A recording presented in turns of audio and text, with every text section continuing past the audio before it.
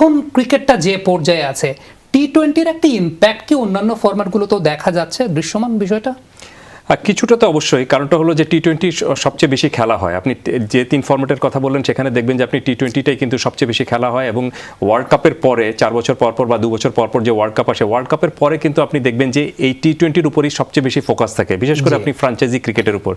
এবং দেখবেন যে আপনি যে বিশ্বের সেরা সেরা ক্রিকেটাররা এই ফ্র্যাঞ্চাইজি ক্রিকেট খেলার জন্য বা আপনি টি-20 খেলার জন্য কিন্তু উন্মুখ হয়ে থাকেন।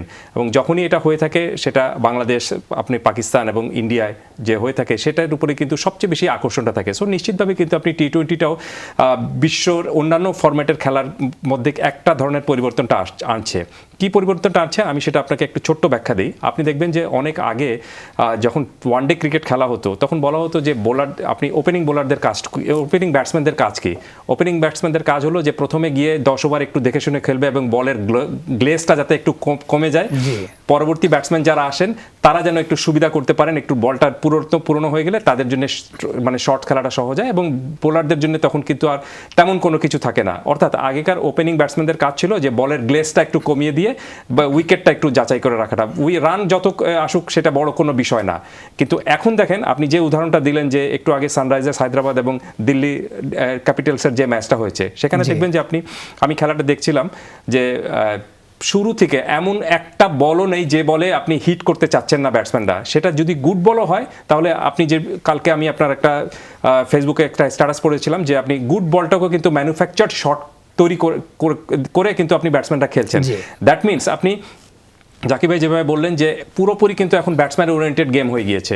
এখানে বোলারদের জন্য কাজটুকু কিন্তু অনেক কঠিন হয়ে গিয়েছে। সামনের যে সময়টা যদি এরকমভাবে চলতে থাকে, তাহলে দেখবেন যে আপনি কেউ কিন্তু বোলার হতে চাবে না, সবাই কিন্তু বলবে যে আমরা ব্যাটসম্যান হব।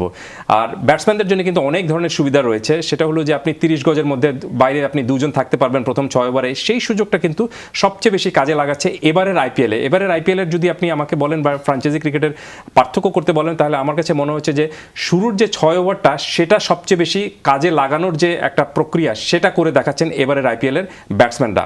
আগে যেটি হতো যে আপনি আইপিএল প্রথম 6 ওভারের মধ্যে যদি আমার 40 রানও আসে, 2 উইকেট চলে যায়, নাথিং টু হার্ম। কিন্তু এখন কিন্তু সিস্টেমটা চেঞ্জ হয়ে গিয়েছে। এখন বিষয়টা হলো যে 36 বল, প্রথম 36 বলের আমি যতগুলো স্ট্রোক করতে পারি, যেটি আপনি বললেন যে 6 ওভারে 125 রান, যেটা একসময় কিন্তু অ্যাবসার্ড মনে হতো। অথচ একসময় কিন্তু আপনার টি-20তে 20 ওভারে 250 রানকে কিন্তু মনে হতো যে কি অসম্ভব কথাবার্তা বলা হচ্ছে।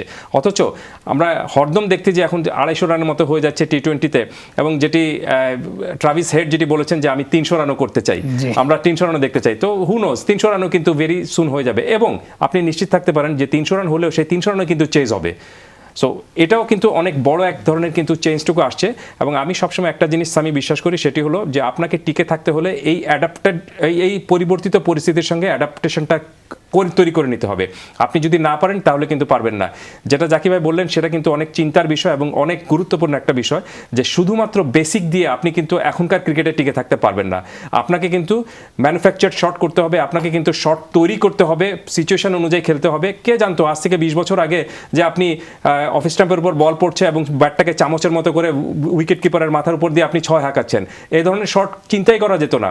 ট্র্যাডিশনাল যে কোচ যারা ছিলেন, তাদের সামনে এই ধরনের শর্টস খেলার কথা বললে আপনি কিন্তু নিশ্চিতভাবে তারা কিন্তু আপনাকে বকা দিতেন। অথচ এখন তারা কিন্তু দল থেকে বের করে দিতেন, কিন্তু এখন তারা এটা তো উৎসাহ দেন। কারণটা হলো যে আপনি ক্রিকেটটা এই চেঞ্জটুকু হয়ে গেছে। সো এই চেঞ্জের সাথে আপনি যত দ্রুত অ্যাডাপ্টেড হতে পারবেন, যত দ্রুত নিজেকে মানিয়ে নিতে পারবেন, ততই দ্রুত কিন্তু আপনি ওয়ার্ল্ড বিটার হতে পারবেন এবং পারফর্ম করতে পারবেন।